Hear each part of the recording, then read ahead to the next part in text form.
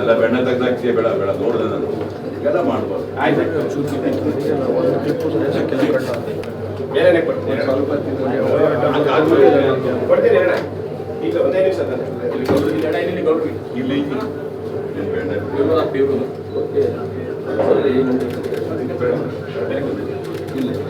2-3 ಸಾವಿರ ತಿಂಗಳು ಸಿಗಲ್ಲ.